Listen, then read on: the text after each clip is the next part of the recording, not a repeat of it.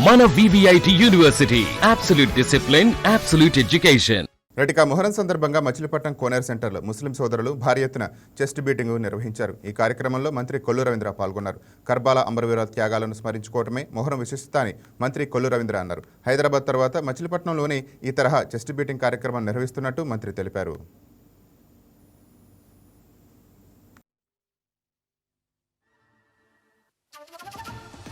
ముస్లిం సోదరులు, ముఖ్యంగా షియా సోదరులు ఈ మొహరం సందర్భంగా దీన్ని దుఃఖ దినాలుగా భావించి చెస్ట్ బీటింగ్ చేసుకోవడం మరి ఆనవాయితీగా వస్తా ఉంది. కర్బలా మైదానంలో అసువులు బాసినటువంటి అమరవీరుల కోసం వారి త్యాగాల్ని స్మరించుకుంటూ మరి నేటి సమాజంలో కూడా వాళ్ళ త్యాగాలను మరొకసారి గుర్తు చేయాలన్న ఉద్దేశంతో ఈ మొహరం కార్యక్రమాన్ని చేసుకుని వాళ్ళకి చెస్ట్ బీటింగ్ చేసుకుని రక్త తర్పణ ద్వారా వాళ్ళకి నివాళులు అర్పించుకుంటా ఉంటారు. ఇది దేశవ్యాప్తంగా కూడా ప్రపంచ వ్యాప్తంగా కూడా పెద్ద ఎత్తున చేసుకుంటారు. మరి గతంలో ఉమ్మడి ఆంధ్ర రాష్ట్రంలో హైదరాబాద్ లో పెద్ద ఎత్తున జరిగేది.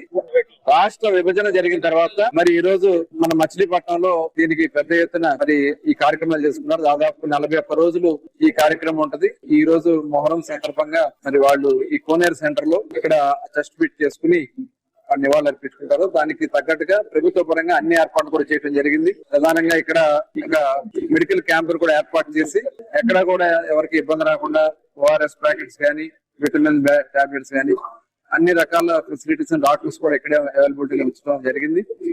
అదే కాకుండా శానిటేషన్ విషయంలో మున్సిపాలిటీ ఎప్పటికప్పుడు వాటర్ తో వాష్ చేస్తూ ఎక్కడ ఎటువంటి వాటర్ నిలబడకుండా వాళ్ళు కట్టు తప్పన నిలబడకుండా ఇక్కడ ఈ ఏర్పాట్లు చేసుకోవడం జరిగింది.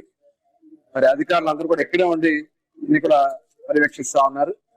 మరి నిన్న నుంచి కూడా చాలా కార్యక్రమాలు జరిగినాయి. నైట్ అంతా కూడా వాళ్ళు ఆ పీర్లతో మరి భార్యమామ పంజాబ్ నుంచి ఈ కార్యక్రమాన్ని నిర్వహిస్తున్నారు. ప్రభుత్వ పరంగా అన్ని చర్యలు కూడా తీసుకోవడం జరిగింది. మరొకసారి మరి కర్బలా అమరవీరులకి మరొకసారి